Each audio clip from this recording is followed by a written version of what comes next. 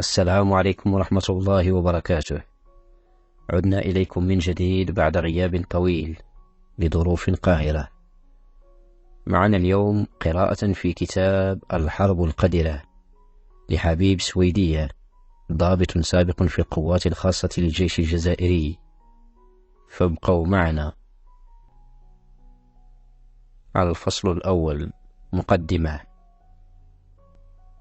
ودعا حبيب سويدية: أنا ضابط سابق في القوات الخاصة للجيش الجزائري، عمري 31 عاما، ولدت عام 1969 في ولاية تبسة على بعد حوالي 650 كيلومتر شرقي الجزائر قرب الحدود التونسية.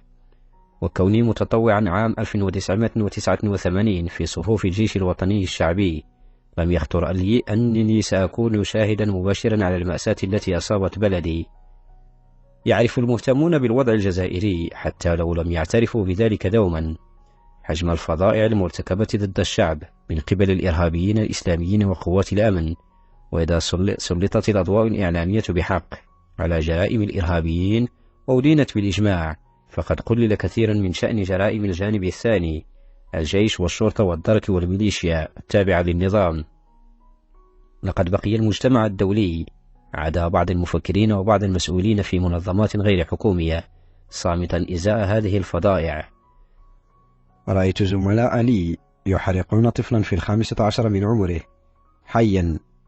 رأيت عسكريين يذبحون مدنيين وينسبون هذه الجرائم للإرهابيين. رأيت عقداء يقتلون أشخاصا بدم بارد لمجرد الشبهة. رأيت ضباطا يعذبون إسلاميين حتى الموت. رأيت أشياء كثيرة جدا لا أستطيع السكوت، وهذه أسباب كافية لتحطيم حاجز الصمت. لماذا انتظرت إذن حتى اليوم لكي أشهد؟ لأنني لم أستطع القيام بهذا من قبل. سجنت بغير وجه حق 4 سنين، من 95 حتى 99، فاضطررت مؤقتا للصمت. ومنذ عام 1993 قلت لنفسي بأني لا بد أن أتكلم يوما عن كواليس الحرب الأهلية. فهمت حقا ذلك العام بأن هذه الحرب لم تكن مجرد صراع بين العسكريين الطيبين الذين جاءوا لإنقاذ الديمقراطية وبين الإرهابيين الإسلاميين الأشرار المصممين على تحطيمها.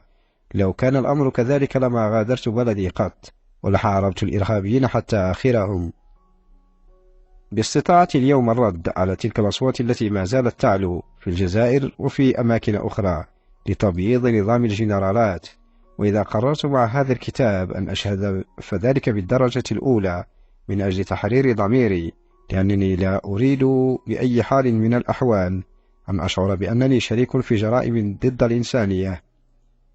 فلقد قامت بالفعل منذ عام 1992 سياسة تصفية للمعارضة الإسلامية دعا إليها الجنرالات الجزائريين بالتواطؤ مع بعض الشخصيات السياسية.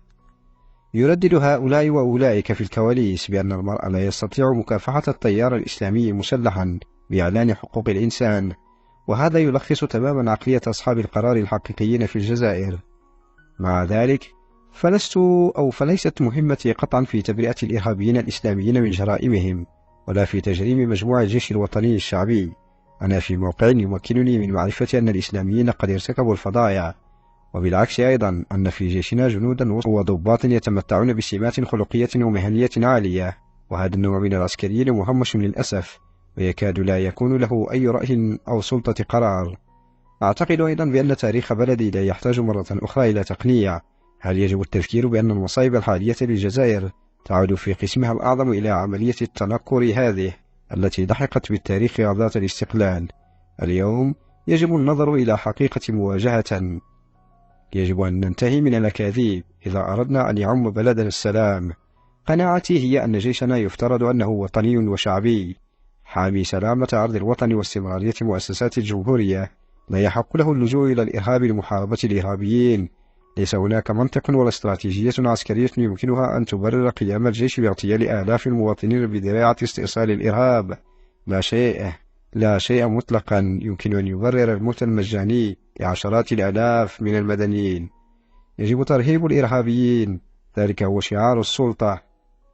بهذه السياسة لم يفعل الجنرالات شيئا سوى أنهم حاربوا من حمل السلاح، وأرهبوا أقساما بكاملها من المجتمع لأن هدفهم الحقيقي، وسأبين ذلك، ليس تصفية الإرهاب، وعلى العكس تماما، بل استئصال المعارضة الإسلامية المسماة بالراديكالية التي لم تقبل التحالف معهم والتي تهدد سلطتهم. يبدو الوضع لكثير من الجزائريين وكثير من المراقبين الأجانب مشوشا للغاية. هذا التشوش كان في الحقيقة مقصودا ومخططا له من قبل كبار أصحاب النياشين. منذ عام 92 قاد الجنرالات حربا سرية، رجال مقاومة مزيفين بثوا سموم من كل نوع، اختراق الجماعات الإسلامية المسلحة والتلاعب بها. هذا الستار من الدخان مكنهم من شن حرب وحشية على نحو لا يصدق دون أن يتعرضوا للعقاب. ما نجله هو أنهم يعتمدوا فقط على 10,000 من الرجال المسلحين، رجال الوحدات الخاصة من البوليس والدرك، وخاصة رجال الأمن العسكري والقوات الخاصة التي انتميت إليها في الجيش. نحن الذين وقع علينا عيب تنفيذ الجانب القذر من العمل، نحن الذين أجبرنا الجنرالة على القيام بحربهم القذرة، وكل ذلك من أجل المال، لأن علينا أن لا ننسى أن منذ عام 90 لم تكف عشائر السلطة عن تنازع مال النفط، وقد سمح مناخ اختلال الأمن للمافيا السياسية العسكرية بوضع يدها بهدوء على الاقتصاد الجزائري، وسمح خاصة باحتواء الغضب الاجتماعي. صحيح أن التحول الاقتصادي سيفقر بالضرورة أقساما كاملة من المجتمع، فأي شيء أفضل من دفء في العنف لتمرير اللعبة. إن تعبير حرب ضد المدنيين والأصح في رأيي لتلخيص المأساة الجزائرية، فالفقراء وحدهم في الحقيقة هم من دفعوا الثمن ومن جميع وجهات النظر. أما مالكي السلطة الحقيقية وأقربائهم وأسرهم ولم يكن هناك ما يخشونه سواء من الإرهابيين أو من الفقر. في يوم 7 نيسان أو أبريل 2000 بعد بضعة أيام من وصولي إلى فرنسا بدأت أعمل للحصول على وضع لاجئ سياسي. لم يعد واردا بالنسبة لي أن أعود إلى الجزائر، وفي أحسن الأحوال سوف أسجن، ولست مستعدا لإرضاء هذه الرغبة للجنرالات. بعد أول مقال نشر في الصحف يعلن عن رغبتي في تقديم شهادتي، أو حل ضباط من مديرية الاستخبارات والأمن ومديرية الأمن العسكري السابقة في بيت عائلتي في تبسة. استجوبوا أمي العجوز وإخوتي وجيراني وبعض أصدقائي، حتى أنهم قطعوا خط عائلتي الهاتفي ومنعوني من الاطمئنان على أهلي. هذا الأسلوب المألوف لا يدهشني كثيرا. ألم يقم الجيش باغتيال آلاف من أقرباء أشخاص يفترض أنهم إرهابيون؟ ألم يتهم العسكريين الذين تجرؤوا على التصدي لتعليمات الجنرالات غير الشرعية بكل الشرور؟ في حزيران 2000 قررت وضع هذا الكتاب وقت زيارة الدولة التي قام بها رئيسنا عبد العزيز بوتفليقة إلى فرنسا. أثارت هذه الزيارة التي تناقلتها وسائل الإعلام حنقي. وجدت فرنسا الرسمية في بعض كلام بوتفليقة الرنان ذريعة جديدة لنسيان خروقات حقوق الإنسان الخطيرة التي ارتكبتها السلطة الجزائرية. ومرة أخرى تغلبت المصالح السياسية الاقتصادية على ما تبقى، وما تبقى هو الموت العنيف ل150,000 شخص على الأقل، واختفاء آلاف غيرهم، فضلا عن عمليات التعذيب والإعدام التعسفي. من أجل هذا كله أردت تقديم شهادتي هنا.